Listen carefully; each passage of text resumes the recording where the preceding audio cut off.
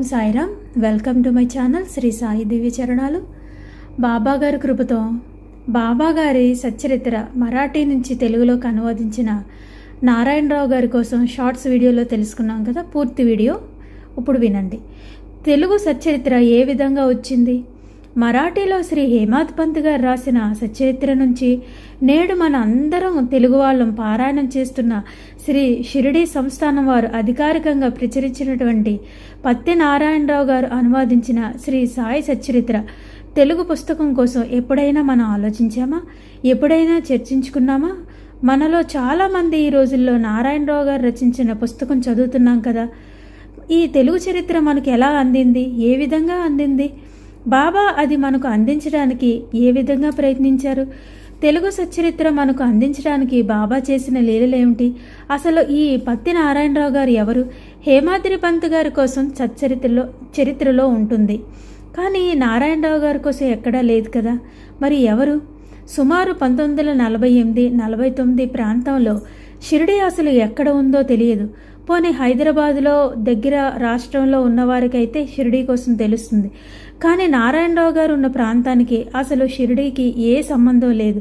ఎక్కడో శ్రీకాకుళంలో ఇచ్చాపురంలో ఉన్న నారాయణరావు గారు ఏ విధంగా బాబా షిరిడీకి లాగారు?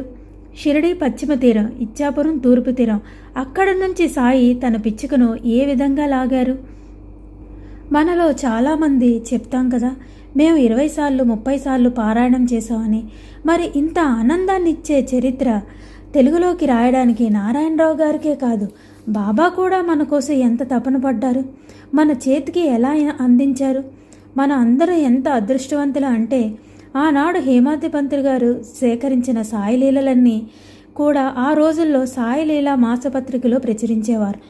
ఆ తర్వాత బాబా గారు మహాసమాధి చెందిన 12 సంవత్సరాల తర్వాత 1930 నవంబర్ 30వ తారీఖున సాయి సచ్చరిత్ర మరాఠీలోని అందింది.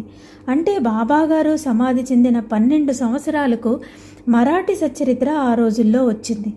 ఆ తర్వాత 1944 అంటే బాబాగారు మహాసమాధి అయిన 25 సంవత్సరాల తర్వాత కర్ణాటకకు చెందిన ఒక న్యాయవాది బెల్గాం అనే ప్రాంతానికి చెందిన శ్రీ గణేష్ వాసుదేవ్ గుణాజీ అనే వ్యక్తి ఇంగ్లీష్లో అనువాదించారు. ఎందుకంటే 1940 తర్వాత సంస్థాన ఆర్థిక పరిస్థితులు కాస్త ఇబ్బంది పడేటటువంటి సందర్భంలో అనేక ప్రతికూల పరిస్థితులు, అంటే బాబా ఏ వర్గానికి చెందినవారు కాదు, బాబా అందరినీ సమానంగా చూశారు. బాబాకు అందరూ సమానమే, అందరూ దర్శించుకోవచ్చు, అందరూ పూజించుకోవచ్చు అనే ఒక ఎవిడెన్స్ కోసం ఆ రోజుల్లో కేసు సంస్థానం మీద నడుస్తూ ఉంటుంది. అంటే సంస్థానం సంబంధించి ఎవరికి అప్పచెప్పాలి, ముస్లిమ్స్కా లేక హిందువులకా, అక్కడ ఎవరు పూజించాలి అనే అనేక ప్రశ్నలు, అనేక ప్రతికూల పరిస్థితులు. అప్పుడు ఆ జడ్జి గారికి మరాఠీ సచ్చరిత్ర ఇస్తే ఆ జడ్జి గారికి మరాఠీ అర్థం కాదు. అప్పుడు ఆ జడ్జి గారు ఇంగ్లీష్లో ట్రాన్స్లేట్ చేయగలరా అని అడిగితే సంస్థానం వారు గుణాజీ గారిని సంప్రదిస్తే గుణాజీ గారు అప్పటికే సాయి భక్తులు. బాబాగారి మహాసమాధి తర్వాత అనేకసార్లు షిరిడీకి వెళ్ళి దర్శించుకున్నవారు. అప్పుడు ఇంగ్లీష్లో ట్రాన్స్లేట్ చేసి కోర్టుకు అప్పచెప్తే బాబాకు వర్గం, వర్ణం, మతం అనే తేడాలు లేవు, అందరూ సమానమే. ఆ రోజుల్లో బాబాను అందరూ ఎలా దర్శించుకున్నారో ఇప్పుడు కూడా అందరూ రావచ్చు, దర్శించుకోవచ్చు. ఏ కులానికి మతానికి బాబా చెందినవారు కాదు అని తేల్చి చెప్తుంది కోర్టు. ఆ విధంగా ఇంగ్లీష్ సచ్చరిత్ర వచ్చింది. అయితే బాబా గారి లీల ఆ రోజుతో ఆగలేదు. 1945 ఆ ప్రాంతంలో తెలుగు భక్తులు షిరిడీలో పెరిగారు. ఇదే సమయంలో ఎక్కడో ఇచ్చాపురంలో ఉన్న నారాయణరావు గారు షిరిడీకి తీసుకువచ్చారు బాబా. ఈయనేమి గొప్ప పండితులు కూడా కాదు, బాబా ఎవరో తెలియదు, షిరిడీ ఎక్కడుందో తెలియదు. ఒక మధ్యతరగతి కుటుంబంలో పుట్టినవారు, ఆర్యవైశ్య కులంలో పుట్టినవారు, మామూలు బడిపంతులుగా పనిచేసినవారు. పని చేస్తే గాని పూట గడవదు. కాస్త SSC వరకు చదువుకొని ట్యూషన్స్ చెప్పుకునేవారు. నారాయణరావు గారికి 20 సంవత్సరాల వయసులో వివాహం జరిగింది. ఒక కుమార్తె కూడా ఉంది. ఇలా ట్యూషన్స్లో పని చేస్తూ ఉండగా ఒకరోజు ఎందుకో ఇదేనా జీవితం అని అనిపించి భార్య, పిల్లలు, ఆస్తి అన్నీ వదిలేసి ఎక్కడెక్కడో ఎన్నెన్నో పుణ్యక్షేత్రాలు తిరిగి షిరిడీకి ఎలా వచ్చారో తెలియదు కానీ ఎప్పుడు కూడా తన జీవిత ప్రస్థానం కోసం చెప్పలేదు. కానీ షిరిడీకి వచ్చిన తర్వాత ఎప్పుడూ ఇచ్చాపురం తిరిగి వెళ్ళలేదు. ఇక్కడ వచ్చిన తర్వాత సాయిపై మనసు లగ్నం చేసి సాయి సచ్చరిత్రను అనువాదించారు. ఎన్నో అనుభవాలు జరిగాయి నారాయణరావు గారికి. దేశమంతా తిరుగుతూ షిరిడీకి వచ్చిన నారాయణరావు గారికి ఒక సాధన చేయాలి అనిపించింది. మనస్ఫూర్తిగా బాబాను పూజించి బాబాకు అంకితం ఇచ్చి సాయినామ జపం చేశారు. తర్వాత బాబా కలలో కనిపించి, నారాయణరావు, నీకోసం ముంబైలో ఒక ట్యుటోరియల్ ఎదురు చూస్తూ ఉంది, నువ్వు అక్కడికి వెళ్ళు, నీకు ఉద్యోగం వస్తుందని చెప్తారు. అప్పుడు ముంబైకి వెళ్తారు. బాబా చెప్పిన దగ్గరికి వెళ్తే తనకు ఊహించినంత జీతం 600 రూపాయలు నారాయణరావు గారికి ఇస్తారు.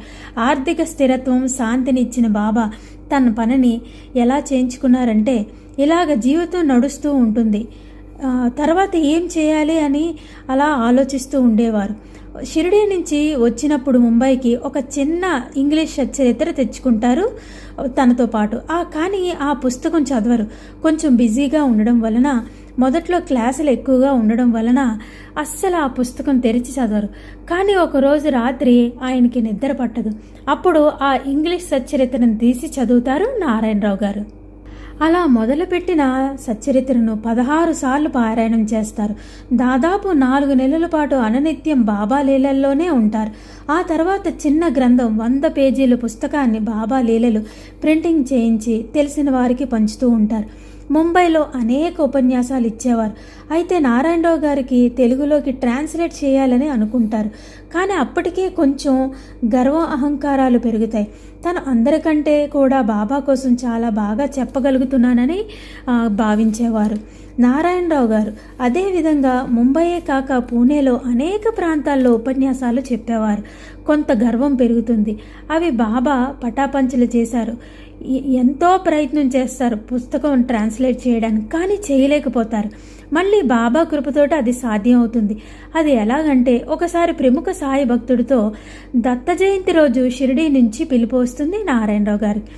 ఇద్దరు కూడా షిరిడీకి వెళ్తారు. అప్పుడు నారాయణరావు గారికి బాబా భౌతిక దర్శనం ఇస్తారు. తర్వాత ఒక స్వప్నం వస్తుంది. ఆ స్వప్నంలో షిరిడీ వీధుల్లో తిరుగుతూ ఉంటే దానిమ్మ పళ్ళు చూసి, నేను గురువు దగ్గరికి వెళ్తున్నాను కదా, ఉత్త చేతులతో వెళ్ళకూడదని 2 దానిమ్మ పళ్ళు తీసుకొని వెళ్తారు బాబాకు. సమాధి మందిరంలోకి వెళ్ళి బాబాకు ఆ 2 దానిమ్మ పళ్ళు ఇస్తారు. బాబా ఆ 2 పళ్ళను ఒలిచి ఎంతో ఇష్టంగా తింటారు. స్వప్నం ముగుస్తుంది. ఆ తర్వాత రోజు ఉదయం కాగడా హారతికి వెళ్తారు పత్తినారాయణరావు గారు. స్వప్నంలో ఎక్కడైతే బాబాకు దానింపళ్ళు ఇస్తారో అదే ప్లేస్లో 6 గింజలను చూస్తారు. అంటే స్వప్నంలో సైతం నువ్వు ఇచ్చిన దానిని నేను స్వీకరించాను అని బాబా చెప్పారు. ఆ 6 దానిమ్మ గింజలు తీసుకొని తింటారు నారాయణరావు గారు. తన్మయత్వంలోకి వెళ్ళిపోతారు. అప్పటి నుంచి మొదలు పెడతారు ఒక్కొక్క అధ్యాయం తెలుగులోకి రాయడం. ఎప్పుడైతే ఆ దానిమ్మ గింజలు తిన్నారో అప్పటి నుంచి సరిగ్గా 45 రోజుల్లో శ్రీ సాయి సచ్చరిత్ర తెలుగు ట్రాన్స్లేషన్ పూర్తి చేశారు. ఎంతో తపస్సుతో, దీక్షతో ఆ గ్రంథాన్ని పూర్తి చేయడానికి అక్కడే ఉన్న శ్రీ శివనేశ్వర స్వామి గారి యొక్క సహకారాన్ని తీసుకుంటారు. వీరు 45 రోజుల పాటు ప్రతిరోజు 18 గంటలు సాయి సచ్చరిత్ర ట్రాన్స్లేషన్కి సంబంధించిన చర్చలో మునిగి ఉంటారు. ఒక అధ్యాయం, ఒక లీల, ఒక ఓవి, ఒక పేర కోసం తెలుసుకొని తెలుగులోకి ట్రాన్స్లేషన్కి శ్రీ శివనేశ్వర స్వామి గారు ఎంతో సహాయం చేస్తారు. ఇద్దరు కూడా చావిడిలోనే కూర్చొని అనువాదం చేస్తారు. అందుకే చావిడికి ఎంతో మహిమ ఉంది. శివనేశ్వర స్వామి గారు సచ్చరిత్ర కోసం చెబుతూ ఉంటే నారాయణరావు గారు ఆ దీపం యొక్క వెలుగులోనే తన రచనా వ్యాసంగాన్ని పూర్తి చేశారు. మనం తెలుగు సచ్చరిత్ర కూడా చావిడిలోనే ప్రాణం పోసుకుంది. అయితే ఆ పుస్తకం అంత సులువుగా ప్రచురితం కాలేదు. దానికి మళ్ళీ ఎన్నో పరీక్షలు. ఆ రోజుల్లో షిరిడీ సంస్థానం దగ్గర పుస్తకం ప్రింటింగ్ చేయాలంటే వనరులు ఉండాలి. 1950-52 సంవత్సరంలో పెద్దగా సంస్థానానికి ఆర్థికంగా స్తోమత లేదు. మరి ఎవరు పుస్తకాన్ని ముద్రించాలి? మళ్ళీ భారం అంతా బాబా మీద పెట్టి బాబా గారి నామజపం చేస్తారు. అనేక ప్రాంతాలు, కాశీ, హరిద్వార్, త్రయంబకేశ్వర్, ఇలా ఎన్నో ప్రాంతాలు బాబా గారి జీవిత చరిత్రను పారాయణం చేసి మళ్ళీ తిరిగి షిరిడీకి వస్తారు. వచ్చి ఈ పుస్తకానికి బాబా గారు ఎప్పటికైనా ముద్రింప చేస్తారని షిరిడీలోనే ఉండిపోతారు. భగవంతుడంటే భయం కాదు, ప్రేమ అనే దారిలోకి తీసుకొచ్చింది శ్రీ సాయి సచ్చరిత్ర. అందుకనే మన అందరం కూడా కృతజ్ఞతలు తెలుపుకోవాలి. సచ్చరిత్రకు ఎక్కువ మంది మనం పారాయణం చేస్తున్నాం, కోరికలు తీరడం కోసం చేస్తున్నాం. తప్పకుండా మన కోరికలన్నీ తీరుతాయి. బాబా గారి తన ఆత్మను ఉంచారు మన సచ్చరిత్రలో. అది కేవలం గ్రంథం మాత్రం కాదు, అందులో శ్రీ సాయి కొలువై ఉన్నారు. మనందరం మందిరానికి వెళ్ళాలని అనుకుంటాం కదా, నిజమైన కోవిల శ్రీ సచ్చరిత్రే. బాబా యొక్క గొప్పతనం, ప్రేమను మనం తెలుసుకుంటున్నాం. శ్రీ సాయి సచ్చరిత్ర చదివితే బాబా మీద భక్తిని, ప్రేమను పెంచుతుంది. ఆ రోజుల్లో నారాయణరావు గారి చేత చరిత్రను బాబా రాయించకపోతే మనం ఈ రోజుల్లో తెలుగువారం ఎలా బాబాకు దగ్గరవుతాం? ఎంతోమంది భక్తులు శ్రీ సాయి సచ్చరిత్రను చదివి బాబా కృపకు పాత్రలవుతున్నారు. తన బిడ్డలను ఎప్పుడు దగ్గర అవ్వాలని బాబా ఆ రోజుల్లో నారాయణరావు గారి చేత తెలుగులోకి అనువదించేలా చేశారు. షిరిడీలో బాబా గారి భౌతిక దర్శనం ఇచ్చిన తర్వాత నారాయణరావు గారికి తనలో లెగిసిన గర్వం, అహంకారాలు తగ్గిపోతాయి. ఇంకా ఎలా అయినా షిరిడీలోని, ఇంగ్లీష్లోని, మరాఠీలోని ఉన్న సచ్చరిత్ర తెలుగులో భక్తులకు అందించాలని శివనేశ్వర స్వామి గారి సహాయంతో 95% చావిడిలో కూర్చొని పూర్తి చేస్తారు. ఆ తర్వాత నారాయణరావు గారు తన చేతులతో రాసిన ఆ పేజీలను ఒక కాషాయ వస్త్రంలో మూటకట్టి 3 కోట్ల సాయినామ జపం చేస్తారు. అప్పటికే 600 రూపాయల ఉద్యోగాన్ని వదిలేస్తారు. ఎందుకంటే ఈ పుస్తకం ప్రింటింగ్కు ఏ విధమైన ఆర్థిక వనరులు కనిపించడం లేదు. అయినా నారాయణరావు గారు తన పట్టుదల వదలకుండా ఉన్నారు. ఒక గొప్ప మహోత్కార్యానికి తెరలేపారు బాబా. తన గ్రంథానికి మరింత పవిత్రత, మరింత విశిష్టత, సకల దేవతల యొక్క ఆశీర్వాదాలు అందాలని అన్ని ప్రాంతాల్లో బాబా గ్రంథాన్ని పారాయణం చేయించారు నారాయణరావు గారి చేత.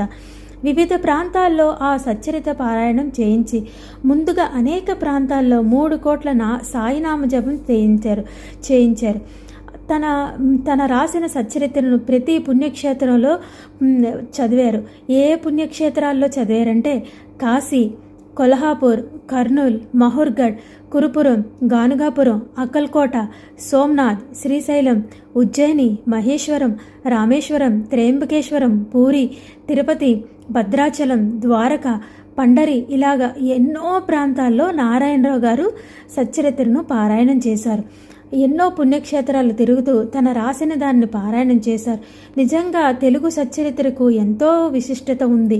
మనందరం అనుకుంటున్నాం కదా సాయి సర్వదేవతా స్వరూపమని. మనం కూడా ఏ పుణ్యక్షేత్రానికి వెళ్ళినా సచ్చరిత్ర చదవాలి. అలా చదివితే ఎంతో మంచిది, ఎంతో అద్భుతమైన ఆనందం కలుగుతుంది. ఆ రోజుల్లో చాలా ఎక్స్పెన్సివ్ పుస్తకం ముద్రించాలంటే. ఈ రోజుల్లో ఎంతో టెక్నాలజీ పెరిగింది, కానీ నారాయణరావు గారు ఆ రోజుల్లో తన ప్రయత్నాన్ని వదలలేదు. ఆయన వ్యక్తిగతంగా ఎవరిని అడగలేదు, నేను ఇలాగా ట్రాన్స్లేషన్ చేశాను, మీరు సహకరించండి అని. మళ్ళీ షిరిడీకి వచ్చి సమాధి మందిరంలో పారాయణం చేస్తూ ఉంటారు.